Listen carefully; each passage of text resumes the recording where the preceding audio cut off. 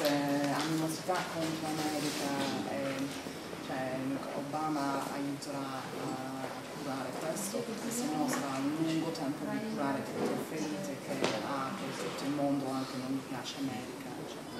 But you need to know that many, half of the Americans completely disagree with many of our foreign policies, like you probably do. And it's just the nature of democracy. You know, somebody wins and somebody doesn't.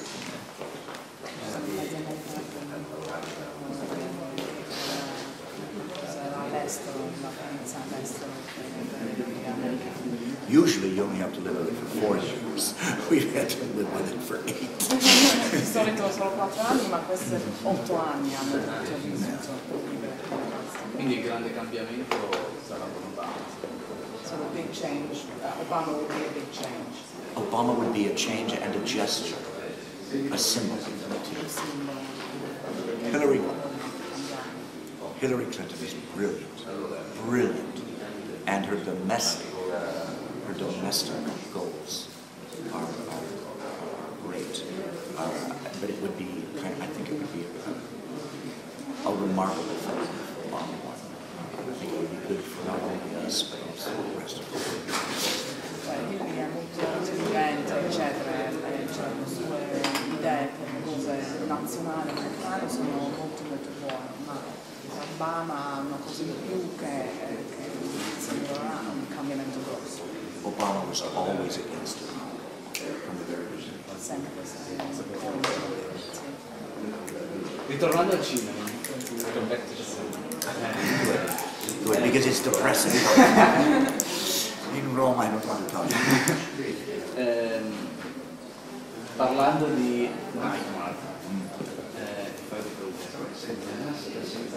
si è concretizzato il progetto di un nuovo capitolo.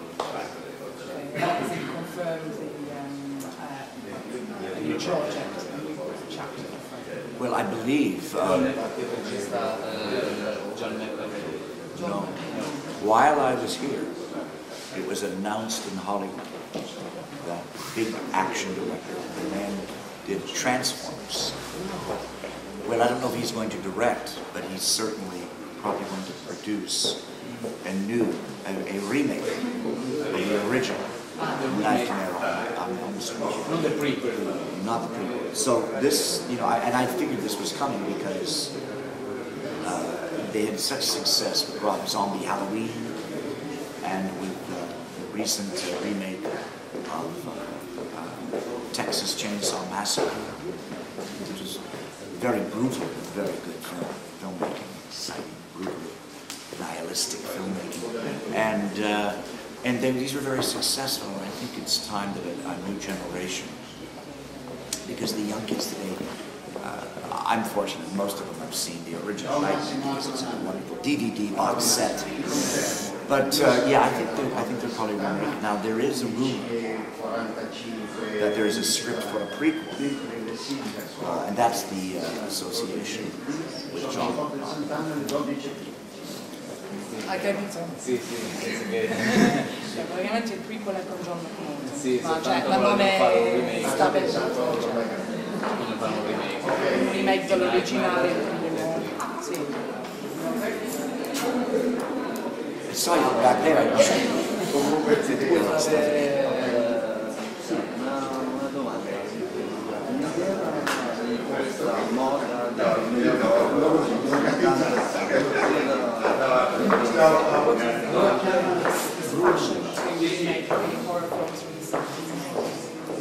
Well, I think it's actually an attempt, a nostalgia for what that experience felt like to a young fan when they discovered the genre. I believe it's also partly a reaction to recent films that use all of the state-of-the-art technology but aren't that scary and not as frightening. The irony will be that when they remake the films, they'll use all of those tricks. But with some of them, I think they're very successful. I enjoyed the new Halloween by Rob Zombie. I think he's a talented, visceral filmmaker. And, you know, we have to remember, it's only rock and roll, but I like it. They're only horror movies. Now, 20 years later, sometimes they become art, but they are always a kind of instant, disposable popular culture, like a magazine. The difference between a magazine and a novel. It's a big difference. The difference between There Will Be Blood, okay, or a nasty little fun horror movie like Blair Witch. It's a big difference. Now maybe someday Blair Witch will be minor art, but I don't think we need to hold them quite as sacred. I think they're open for reinterpretation.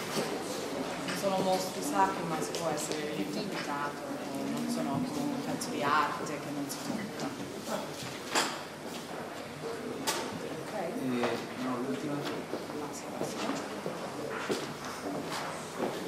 Questa moda, come diceva lui, del remake, sembrerebbe che non ci fossero delle idee innovative. So they do these remakes because they run out of new ideas. No, I think it's a nostalgia.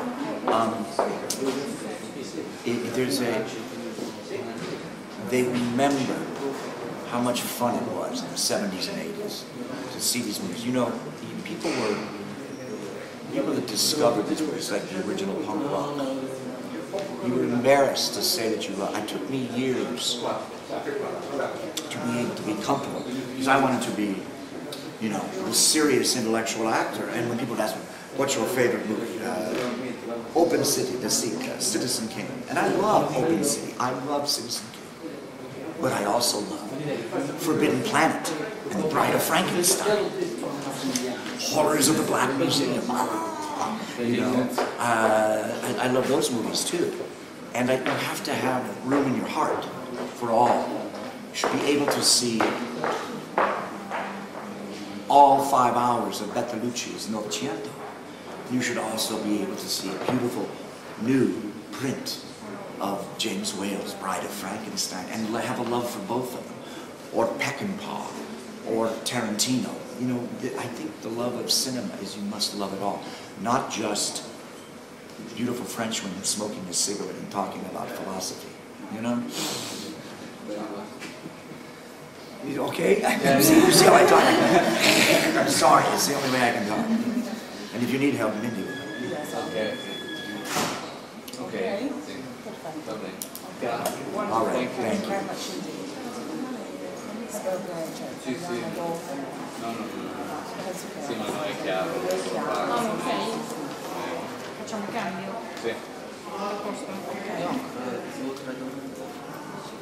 Ok, sì, fai domande.